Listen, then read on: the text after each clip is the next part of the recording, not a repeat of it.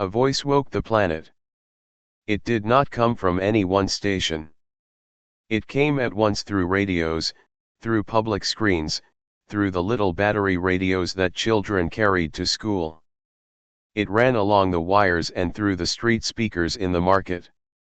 It poured from the sky like a slow, clear bell. Mara was making tea when it began. She stopped, cup half raised, and listened. The voice spoke in perfect trade speech. It had no hurry. It named itself only once, the Galactic Court. The words were old and calm. They said Earth had broken a law. At first people laughed. Old stories told of courts and laws that ruled 100 systems. Those stories felt like myths, like bedtime tales. But the voice did not sound like a myth. It listed time, place, and a charge. It said Earth had used a captured defensive archive as a weapon during the Kess trade raid. The court called that use forbidden. Across the cities, work stopped. Machines cooled. Pilots left their screens and walked outside. In a village by the sea, a boy balanced a battered radio on his shoulder and repeated the charge like a new chant. On the carrier Goliath, Captain Rias kept his face calm while his hands moved fast across the bridge panel. He told his crew nothing, he needed them to stay steady. Fear had a way of spreading quicker than orders. Soon a line of shapes hung near the sun. They were not meteors. They were ships. From some angles they looked like teeth, from others like carved statues. A marble courtroom rode among them, a ship so large it cast a night on the day side of Earth when it drifted past. Statues carved in languages no living race spoke looked down from its hull. The ship was older than some empires. The court spoke again. It said Earth must come to trial. It said Earth's representatives must present themselves. It warned that if Earth refused, the court would enforce its will. The word surrender floated through the feeds. In capitals, leaders closed doors and argued. In small homes, worries multiplied. Mara moved without a show of courage. She had been an engineer once. Now she was an advisor in the capital. She watched the feeds with eyes that did not leave the screen. She thought of the archive, a cold bank of code and old defense plans, and of the pilots who had turned that bank into a weapon in the heat of battle. She thought of the Kess, and of the price of quick choices. Nabil sat at a long table under bright lights. He was small and slow to speak, but when he did, he chose words like tools. He worked in law, which meant he read old rules and found the places where new things could fit. He read the court's declaration as if it were a machine that might be coaxed into working a different way. He said only one thing aloud: we need to know the rule exactly. Captain Rias stood where people could not see his face. On the Goliath he watched the line of ships through a thick window. He felt the old hum of engines under his boots and the thin part of fear that comes from looking at a force that can cut off a planet's sky. He laughed once for the cameras, a tight sound. Behind the laugh, he planned. If the court took people, he did not want them to take the wrong people. The court gave a name to the law: any species that weaponizes a captured defensive archive must present itself for judgment. The law sounded simple. It sounded final. But Nabil read slowly and found a line that made him frown. He read it twice and wrote notes. The law trusted only old codes and old seals. It trusted papers and public oaths. It trusted the recorded voice of those who once owned a thing. Rumors moved faster than official statements. Traders picked their words carefully. The market for legal opinions bloomed in hours. Some said Earth was finished. Others said there might be a loophole. A loophole, a small crack in the rule, became the hope of the capital. On the second day, the court set the date. Trial would open in 3 days. That announcement came like a hammer. The quarantine field around Earth tightened. Civil satellites blinked off for inspection. No warship could leave for 24 hours. Trade halted. The court's ships held the sky. The leaders argued. Some said to surrender the archive and promise never to use such things again. Some said to hand over pilots for trial. Many wanted to fight.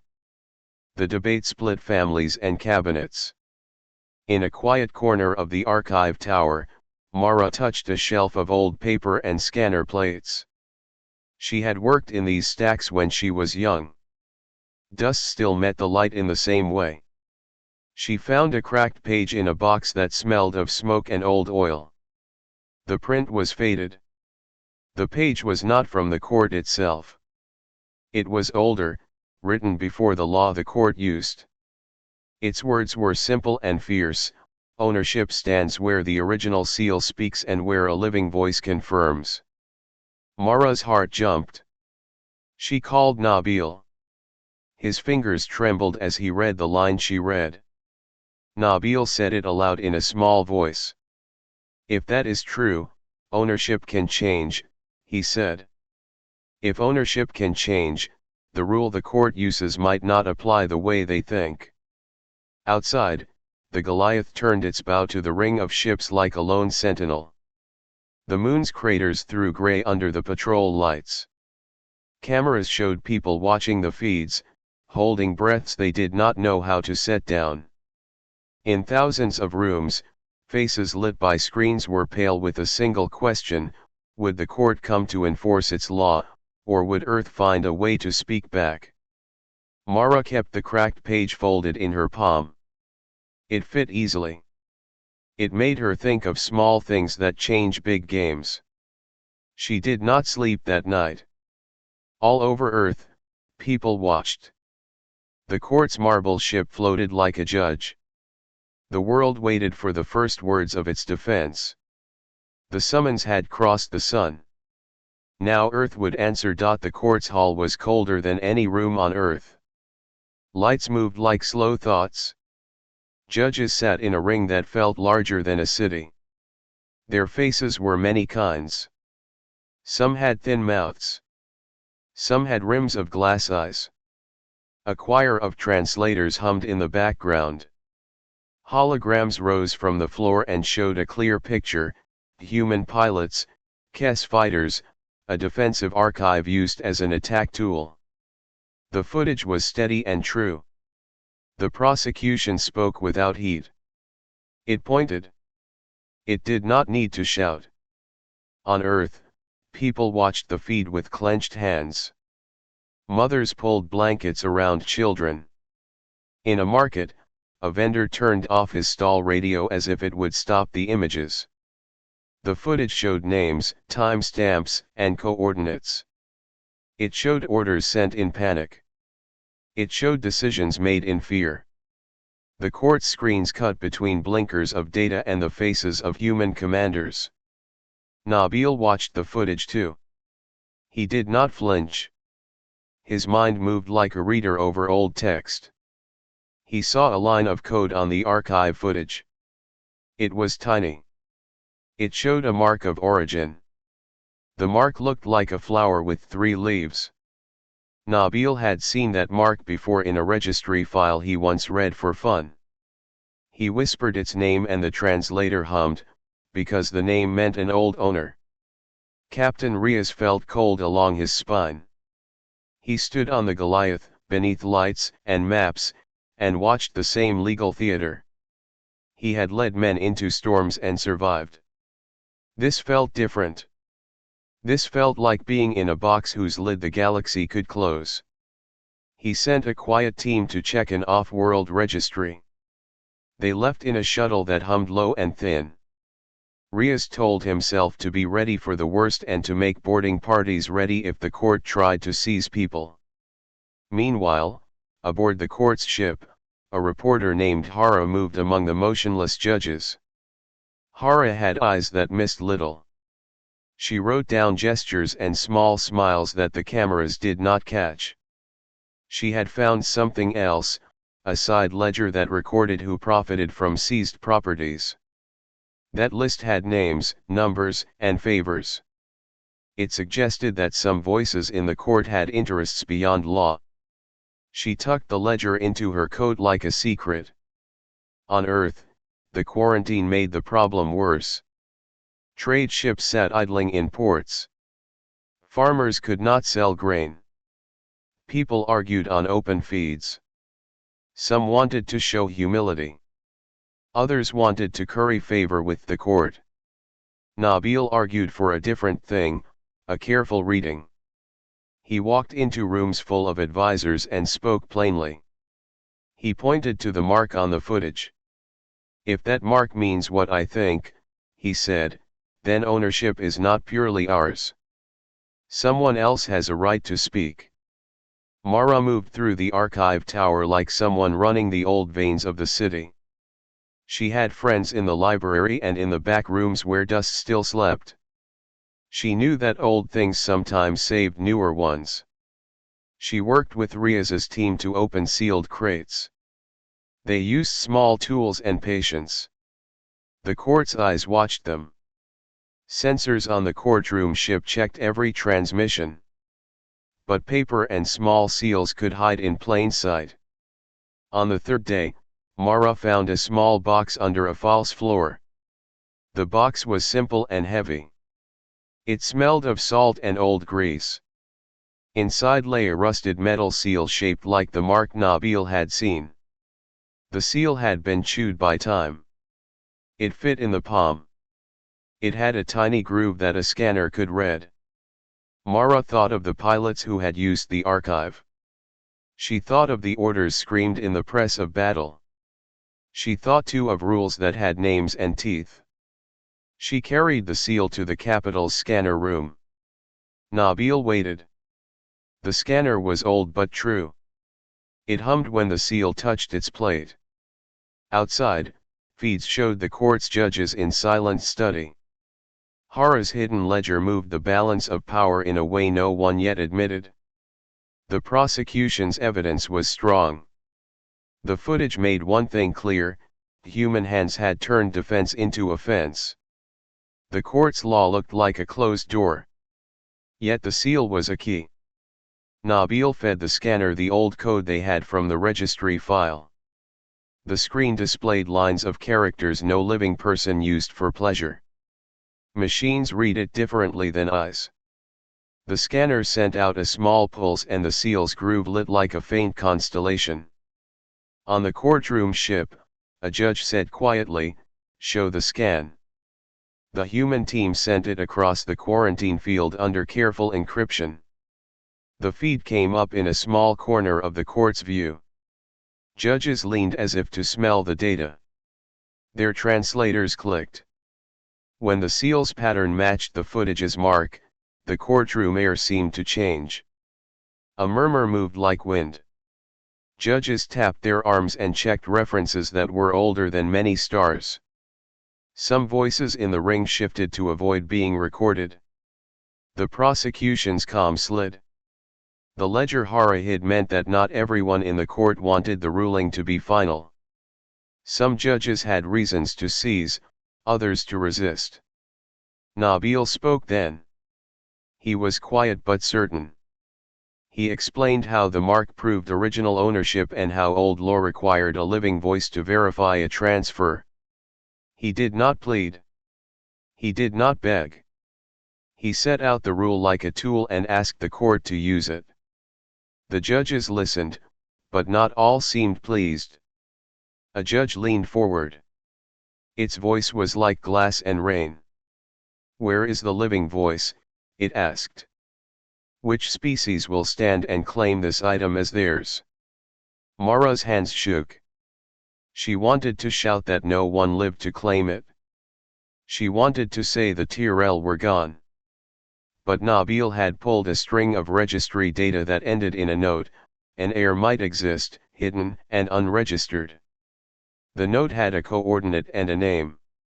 The name was small and simple. It sounded like a song. On a cold moon near a forgotten belt, light blinked in a hut. A figure looked at an old screen and saw a feat of the court's ring.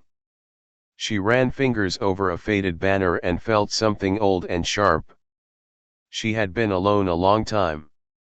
Her name was Sarah, though she had not used it for many seasons. The feed showed the seal pattern slowly. She touched her own chest where a scar sat and whispered a word no one heard. Back in the scanner room, the seal finished its read and released a low sound. It was half machine and half memory. The room held its breath as the scanner spoke one word and then another in a voice not meant for quiet halls. The feed that reached the court screen carried those words like a small storm. We owned it. The judges paused. Hara's pen stopped. Rhea straightened. On the moon, Sarah stood very still. For a moment, every eye across the hall, and every window back on Earth, was fixed on the same tiny, shivering truth: the past had spoken. The courtroom filled with a silence heavy enough to break. The courtroom hummed with old power. Voices moved like currents. Judges read the seal's code again and again. Each of them held a tablet that glowed with law. The room smelled of cool metal and cold thinking. Nabil stood when it was his turn. He walked slowly to the center like someone carrying a small, sharp light. He spoke plain and flat. He did not shout. He showed the law that named a living representative as proof of ownership. He pointed to the seal and to the registry notes. He said the court must find who first owned the archive and ask that living voice to speak. Some judges listened with care. Others looked away. A thin judge with a crown of glass eyes tapped a finger on its arm. If no living voice exists, it said, then what? Its voice was like wind in a tall building. Then the court will rule by balance. The property becomes trust of the galaxy. Nabil answered quietly. Then the rule lets the court keep it? But the rule also lets a living voice undo a seizure. If that voice appears, the record must be honored. The law protects the original owner. Mara stood beside him. She had the small rusted seal in a sealed box. She could feel its weight in her palm when she thought of it. She spoke of how people make mistakes in war. She spoke of fear, and of how defense turned into attack. She did not ask for mercy. She asked for hearing. Her words were small but true. The hall bristled. Captain Riaz watched feeds from behind a glass. He had sent a team on a secret run to a forgotten registry outpost 3 systems away. The outpost had once kept old files for small species. If the register had a slip, it would be there. The shuttle moved like a sly fish through the quarantine field. Riaz prayed to nothing with his jaw set hard. On the courtroom ship, Hara read the hidden ledger again. She had copied pages in the dark. The ledger showed deals. It showed that some judges wanted to add the archive to a court fund. Some would profit if the court called the property Galactic Trust. Those judges watched Earth like hunters. A judge in the ring leaned forward and spoke softly to a human leader in a closed channel. The judge's offer was simple sounding: hand over one of Earth's key facilities, the orbital archive tower, and the court would be lenient. The message came with warm words and cool threats. The offer arrived like a polite blade. The human leader who got the offer did not answer in the open. In a small room away from cameras, ministers argued. Some said to take the deal. They feared occupation and loss of lives. They feared worse than the court's lash. Others said to refuse. They feared giving up their own future. Nabil heard the offer and felt its smell. It was not a bargain of law. It was the same hunger Hara had seen in the ledger. He moved his own cards. He asked the court to let a neutral archive counsel check the seal and the registry files. The judges said no. The thin judge with glass eyes said the court's own records must decide. It used law to close a door. Riaz's shuttle reached the outpost at dusk. The outpost floated lonely and old. Its lights were small and tired. Riaz's team moved with practiced quiet. They wore low signatures and used codes that mimicked maintenance. Inside, rows of old drives slept like shells. They found one drive marked with the three-leaf flower. It sat cold and small. They copied the files. Data poured like cold rain. The smallest records were sloppy and human to the eye, one line of an old song recorded next to a transfer note. Riaz's tech read the song and matched it to a name. That name had a place, a moon beyond the belt, a lonely hut painted with salt and thyme. The team smiled, but the smile was thin. They left as they came. But someone watched. A patrol light blinked where none should have been. A small drone brushed their shuttle's tail. Riaz burned a shadow path and they dove through a narrow gap between debris. Engines screamed. He felt the shuttle pull at his bones. They escaped with their files, but the chase left a message, the court's watchers had noticed. Back on Earth, Nabil and Mara fed the registry fragments into a slow reader. The machine spat out names and coordinates in plain lines. It showed a note: the Tyrell registry had been scrubbed from public memory after a war. The scrub had a signature not of Earth, but of an unknown hand that used court codes. Someone had used the court's tools to erase them.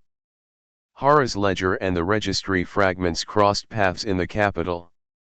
The ledger suggested who would gain if the Tyrell remained erased. The registry suggested how the erasure had been done. The story that grew was simple and dangerous. Some inside the court had used official power to hide a species so they could claim its goods. Nabil set a plan. He would use the court's rules against them. He asked to call for a verification of the registry. He wanted a public record search. He wanted the court to show how the erasure happened and who ordered it. The judges frowned. The thin judge with glass eyes said such a motion needed proof. It asked, who will prove it? Mara had proof. The seal, the registry fragments, and Hara's ledger lay on the table. The human leader who had received the whispered bargain went pale when he saw the ledger pages. He had been close to signing. Now his hands shook. The bargain sat like a rot in his pocket. Then the court did something sharp. A judge announced a motion to freeze any contact with the coordinate listed in the registry. The motion said the court would not allow the living voice to speak until it had time to verify. The words were clean and legal. The effect was immediate. The court asserted control over any attempt to reach the air. Nabil slammed his palm on the table, a small sound. You cannot stop a living voice from speaking, he said. The law says a living voice can undo a seizure. If you block it, you break your own rule. The judge's voice was calm. We block contact for verification, it said. We will not let false claims be used to undo our judgment. Outside the tall windows of the Capitol, the sky flared with the wake of Riaz's shuttle. On the moon, Sarah saw the quartz ring and the flashes of transmission. She sat with a faded flag and felt old memory sting in her throat. Someone had watched her come alive again. Her screen flickered with a new feed, a message that no ship should block her. It said, in plain words, that contact to her location was forbidden pending verification. Sarah stood slowly. She had one small radio and one oath chest. She thought of the law Nabil had read and of the voice that must be heard. The court had said it would verify. The court had also put a hand over her lips. Riaz's team decoded the registry and found the name. They plotted a route to the moon. The court's frieze hovered like a hand across the map. Nabil read the motion and felt anger like cold iron. He looked at Mara and then at the cameras broadcasting the court's calm face. Then we force the law to move, he said. If they block the voice, we will make the court prove why. We will make their ledger show itself. Someone in the room did not want that fight. The human leader who had almost accepted the judge's bargain rose and walked toward a private door. His shadow moved away from the cameras. Hara watched him go and wrote down his name on a new page. The court's motion closed the window. The hall fell into a slow, hard silence. On a tiny moon, Sara held the old flag and listened for a voice that might save her people. In the capital, Nabil and Mara planned a legal trap. And in the shadow of the courtroom, a judge signed off on a quiet order that no one on earth yet read. The game had become not only law but war by paper. The first pawn had moved. The board waited for the next hand. The moon was small and wind-bitten. Salt crusted the ground like old sugar. Sara lived in a hut made of patched plates and stitched cloth. She kept an oath chest under the floor. The chest was small and light. It had old writing on the lid that no one on earth read anymore. Sara had not left the moon in many years. She had learned to speak with the stars for company. When she saw the quartz ring in the sky, her hands went cold. The feed showed the seal pattern. Her throat closed on a name she thought gone. She lifted the chest. Inside lay a cloth, a thin blade, and a worn voice record, an ancient oath that her mother had taught her as a child. Back in the capital, Mara watched Sara's feed with a crowd around her. The feed came from a small uplink that Riaz's team had fixed before the court tightened the freeze. Nabil stood near the screen. His mouth formed the law he had read 100 times now. He had found a clause people had not used in centuries: if the original owner made a public oath to transfer ownership, the court must accept it unless it proved the oath false in a clear public process. The clause named the transfer as a public act that needed no silent permission.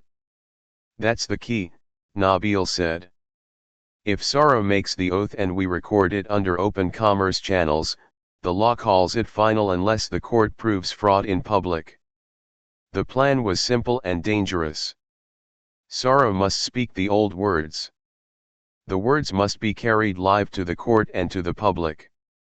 The whole galaxy had to hear. The law did not allow secret proof to cancel a public oath. If the court tried to block the feed, it would break its own rule. Riaz's shuttle had hidden a small uplink on Sara's moon. It used old trade relays that the court did not usually scan. Mara and Nabil set up the broadcast. Hara, the reporter, agreed to carry the feed on the courtroom ship as a neutral stream. She did not trust the court. She trusted the eyes of 1,000 worlds. Sara dressed for the oath. She wore a faded scarf that had a stitch missing where a child once played. Her voice was quiet at first. She read the ancient words from a paper her mother had given her. The words were blunt and strange and they fit Sara's lips like old tools. She spoke in the old tongue. Then she switched to trade speech so the court and the galaxy could understand. Her voice did not shake. On the courtroom ship, the judges watched the feed. Some leaned forward. Some tapped their arms to keep calm. The thin judge with the glass crown watched with slow interest. Not all judges had thought about a living heir. Now they had one in a small room on a cold moon. But the court was not a single voice. Factions moved like animals in a night forest. A group of judges wanted the archive added to the court's trust. They wanted the profit and the power.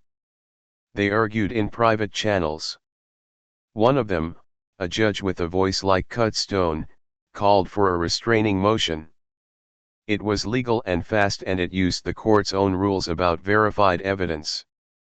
The restraining motion said the court would delay any transfer until it could verify Sarah's identity and intentions. The motion also declared any public feed that originated from coordinates under quarantine as suspect. The motion asked for a temporary block on Sarah's uplink until the court's verification team arrived. Nabil read the motion and felt anger. "They cannot block a public oath," he said. "The clause is clear. A public oath must be heard. If they block it, they break their law." Mara did not wait for more words. She moved systems. She asked Hara to push the stream through every channel she could reach. Hara slipped the feed into a neutral trade loop and then into backup relays that the court did not usually monitor. The feed jumped like a fish through nets. Millions of small eyes on street corners and trade platforms lit up in the same second. Sarah spoke the final lines. "By this voice and by the seal I give my claim to the archive to whom I choose." Her voice rose. She pressed the rusted seal into a dish of oil and spoke the old phrase that bound a transfer. The seal sent a tiny pulse. The old wording rolled like a sea stone across the uplink. On the courtroom ship, the seal's image hit a viewer. The ancient glow that existed in law and metal stirred. Some judges inhaled as if the room had grown thinner. The thin judge checked the edge of its tablet. It frowned. Others reached for private channels to speak to servants and to allies.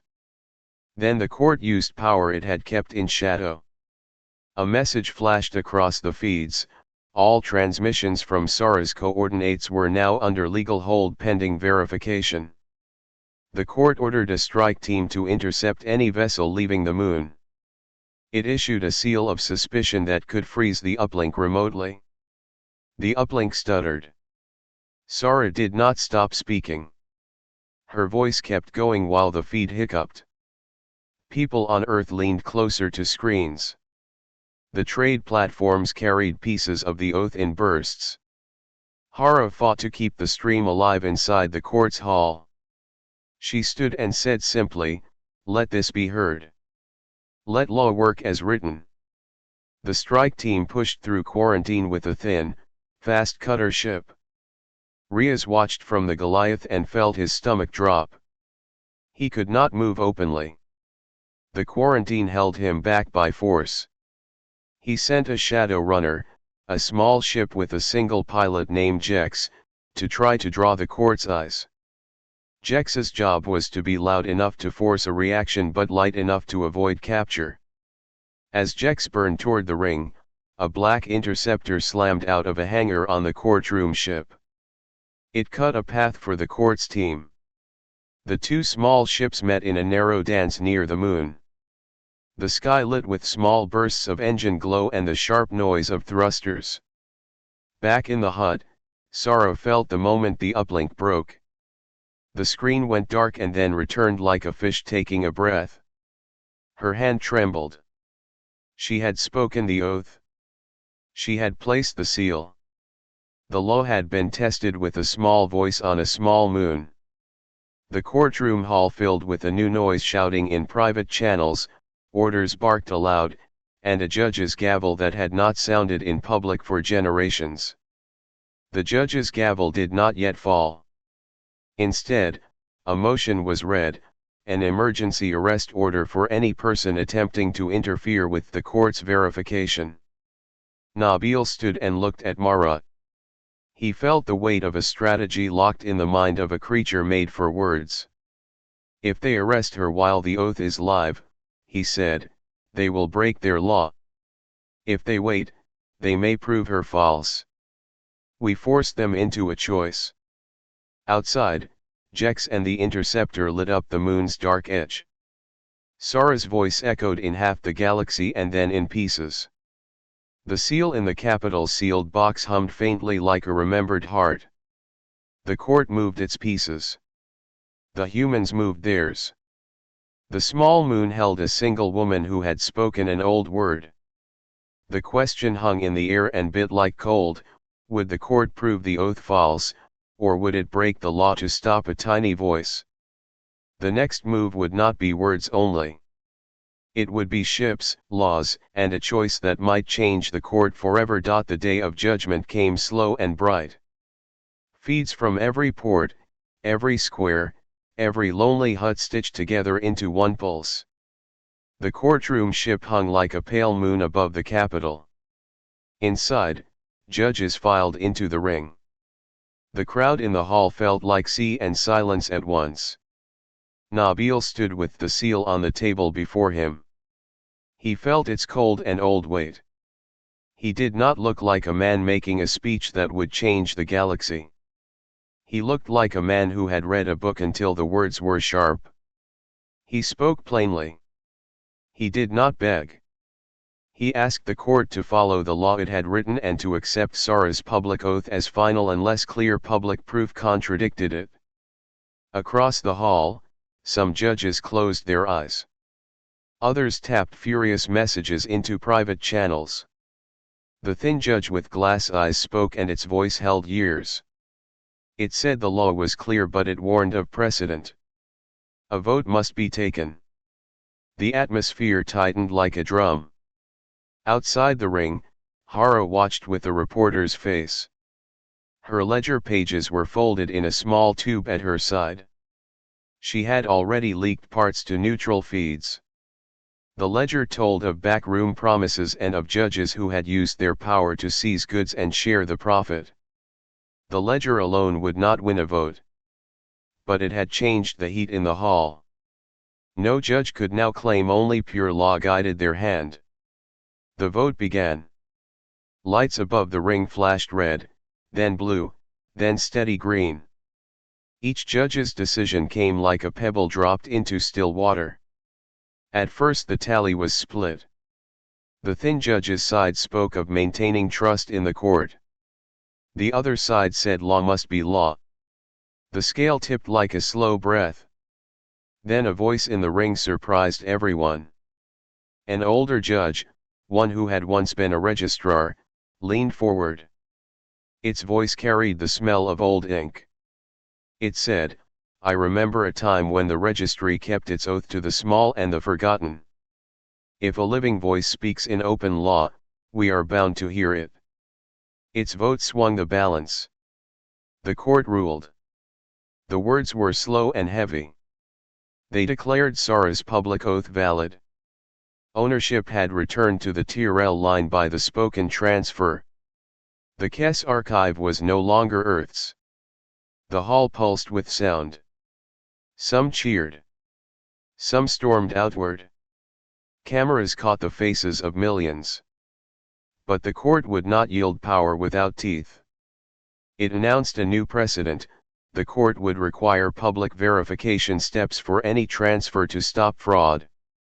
The words sounded like safety, but Nabil saw the hidden bite. The court wanted to keep control of the process. It would keep the power to decide how public a public oath must be. The ring hoped this would win back authority. Nabil and Mara had expected some bite. They had planned more than a single match. While the judges debated, Hara's leaked ledger spread like ink in water.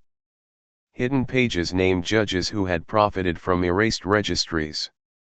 Voices that once hid in private channels found themselves shouted about in public squares. The court tried to quiet the leaks, but the feeds were many and the ledger was plain. Public outrage followed. Some species demanded guilty judges removed. Others demanded investigation into the court's methods. The court's trust fund figures dimmed under new scrutiny. The ring could not simply sweep corruption away now that the light of millions had fallen on its shelves. Nabil stood and asked for a second ruling. He did not ask for mercy. He asked for repair.